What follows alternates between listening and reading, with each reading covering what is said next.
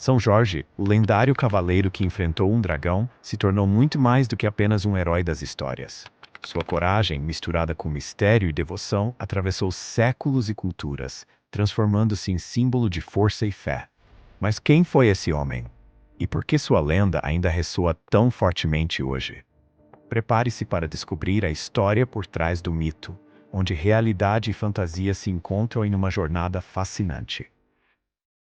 Em um tempo distante, nas terras da antiga Capadócia, atual região da Turquia, no ano de 275 d.C., nasceu Jorge, um jovem destinado a se tornar uma das figuras mais veneradas na história do cristianismo. A Capadócia, naquele período, estava sob o domínio do Império Romano, uma época de grandes transformações políticas e religiosas.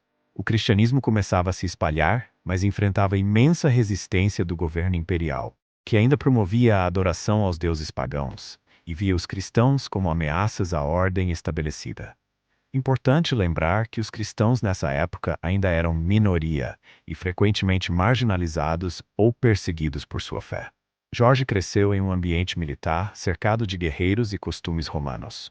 Filho de um oficial do exército, desde cedo foi moldado para seguir os passos de seu pai, mostrando-se um jovem de espírito combativo e habilidoso nas artes militares, o que o levou a ascender rapidamente nas fileiras do exército romano.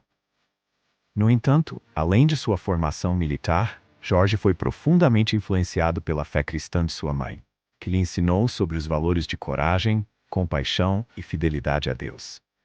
À medida que o jovem Jorge era promovido nas fileiras do exército romano, alcançando o posto de tribuno militar e membro da alta corte nicomédia, ele também se envolvia cada vez mais com o cristianismo, em um momento no qual a fé cristã ainda era severamente perseguida pelo imperador através do edito de Diocleciano, que intensificou a perseguição aos cristãos.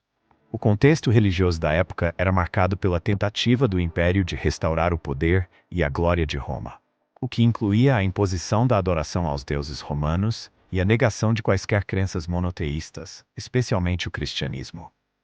Jorge se viu diante de um dilema: renunciar à sua fé ou enfrentar as consequências de sua devoção. Jorge então se recusou a seguir os decretos imperiais que obrigavam os soldados a adorar os deuses pagãos e a perseguir cristãos. Desafiando abertamente as ordens de Diocleciano, Jorge confessou sua fé cristã perante seus superiores, afirmando que não renunciaria a Cristo por nenhum outro Deus. Este ato de coragem resultou em sua prisão, tortura e, posteriormente, condenação à morte por decapitação em 23 de abril de 303, na cidade de Lida, atual Israel.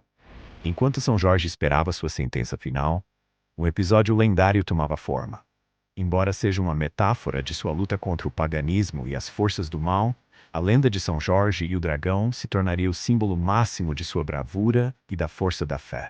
Conta-se que em uma pequena cidade atormentada por um dragão aterrorizante, o povo, desesperado, começou a oferecer sacrifícios humanos para aplacar a criatura. Quando a filha do rei estava prestes a ser oferecida ao monstro, Jorge surgiu, montado em seu cavalo branco e empunhando uma lança reluzente. Sem hesitar, Jorge cavalgou em direção ao dragão, enfrentando o perigo com destemor. Com um golpe preciso, ele cravou sua lança no coração da criatura, libertando o povo daquele fardo terrível. Esta vitória sobre o dragão tornou-se um símbolo de sua luta contra o mal e a injustiça, representando o triunfo da fé sobre a opressão. Embora essa lenda seja amplamente considerada uma metáfora, ela ajudou a perpetuar a imagem de São Jorge como um guerreiro santo, defensor dos oprimidos. Após esse episódio, sua morte não tardaria. No ano de 303 d.C., Jorge foi martirizado em Lida, na Palestina, hoje atual Israel, aos 28 anos de idade. Ele foi decapitado após inúmeras tentativas de fazê-lo renunciar à sua fé. Mesmo diante da tortura, Jorge manteve-se fiel, tornando-se um mártir cristão, e sua história rapidamente se espalhou por diversas regiões. Com o passar dos séculos, a devoção a São Jorge se espalhou por todo o mundo cristão, e ele foi oficialmente canonizado pela Igreja Católica. Sua canonização se deu de maneira natural, com base na imensa popularidade de sua figura como defensor da fé. São Jorge foi consagrado como padroeiro da Inglaterra no século XIV, mais especificamente durante o reinado do rei Eduardo III, devido à sua imagem de cavaleiro valente e protetor. especialmente durante as cruzadas, onde os soldados ingleses invocavam seu nome em batalhas. O dia 23 de abril, data de sua morte, foi escolhido como o Dia de São Jorge, celebrado em diversos países ao redor do mundo, incluindo Brasil e Portugal.